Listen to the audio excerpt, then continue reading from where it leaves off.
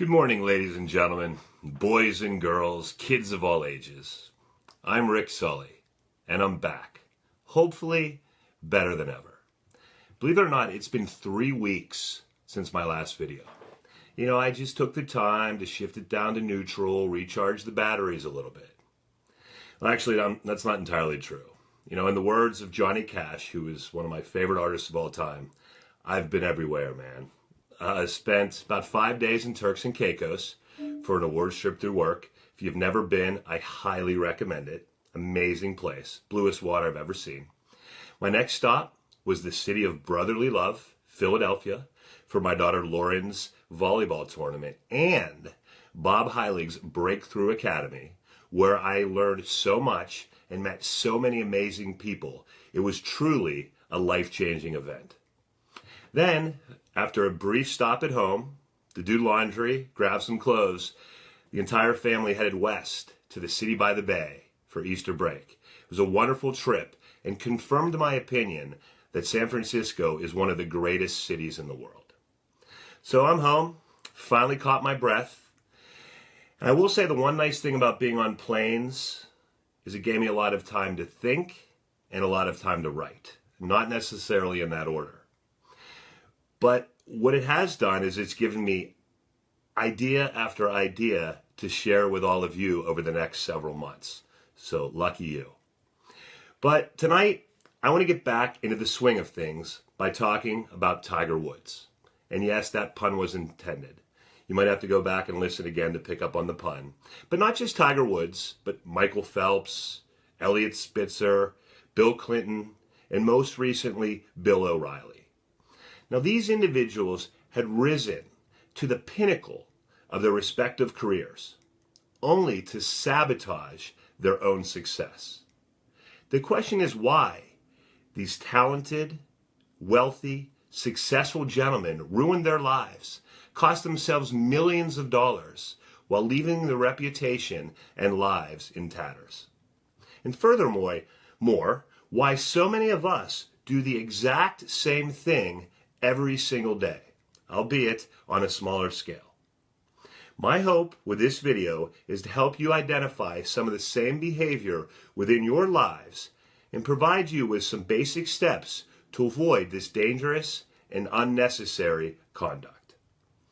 Now, according to Edward Selby in Psychology Today, behavior is self-sabotaging when it creates problems and interferes with your long-standing goals.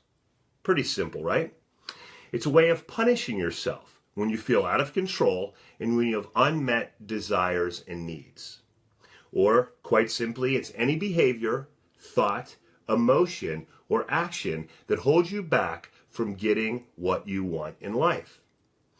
It's a conflict that exists between the conscious desires and unconscious wants. It's not an act. It's a process, a complex, sometimes tragic process that pits people against their own thoughts and impulses. Now, let me put it in terms that I can relate to, and maybe some of you can too. I like to go to the casino. I like to play the slots every now and then. I like to sit at a table with my friends, play some blackjack, 3-card poker.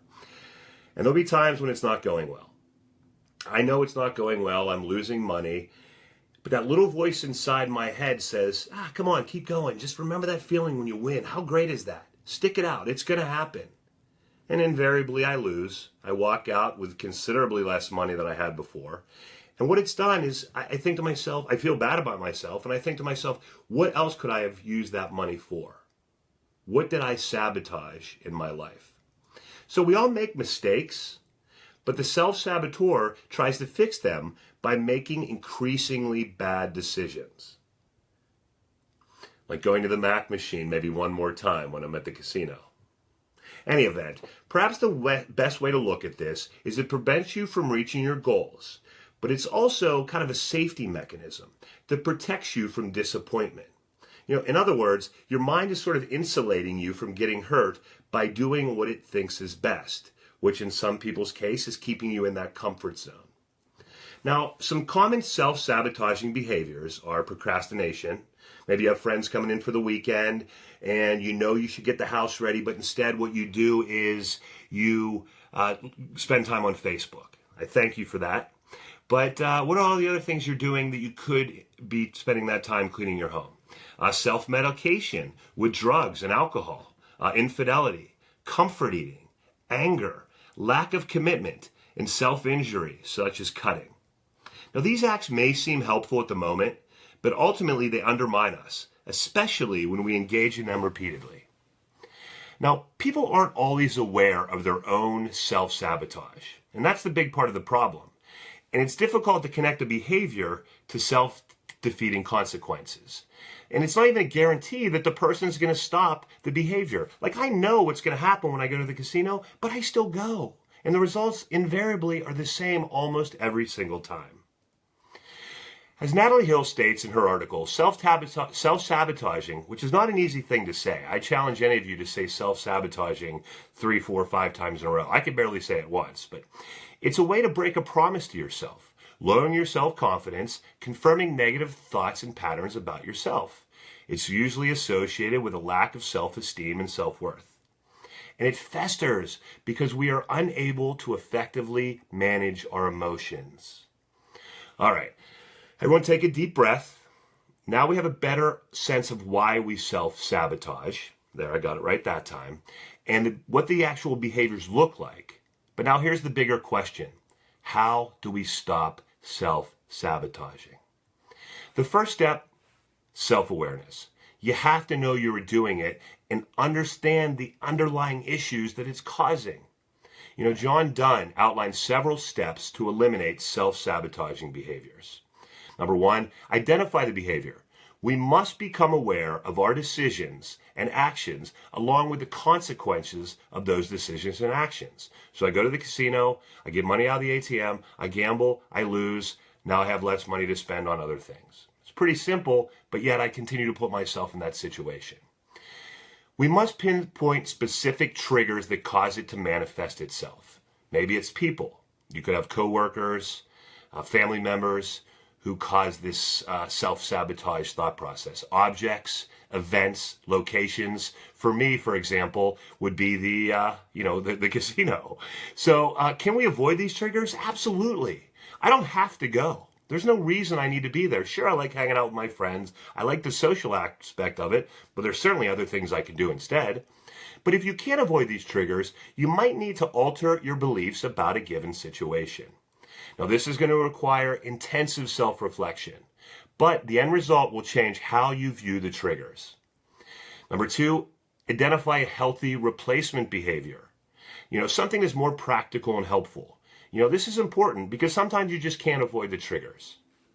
Obviously, in my case, I can, but there's others. You can't just stop going to work because a coworker annoys you.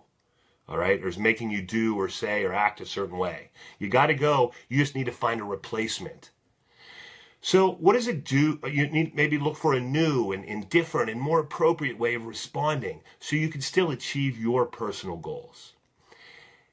And the last point is practice the new behavior. You know, I'm a big believer in visualization. So do it in your mind. Picture every single detail and feel the positive energy as you overcome that self-sabotage pattern. I mean, it literally will lift you up. And that's what we're all striving for, isn't it? And at that point, you will be ready to put it to test in real life situations. So over time, you will find new and powerful ways to avoid this terrible trap. It's critical to learn from your mistakes, ask yourself better questions, seek advice from others who have gone through the same situation and have come through the other side better. Focus on solutions, and most importantly, manage your expectations. It's not going to happen overnight. You can do this. It will take time, as I said, and it will take patience. But imagine what you will accomplish when you get out of your own way.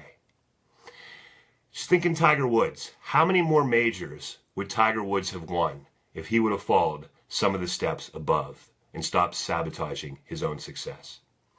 I wish you all well on your quest, and as always, please share this video so others in your life can stop shooting themselves in the proverbial foot and live an extraordinary life.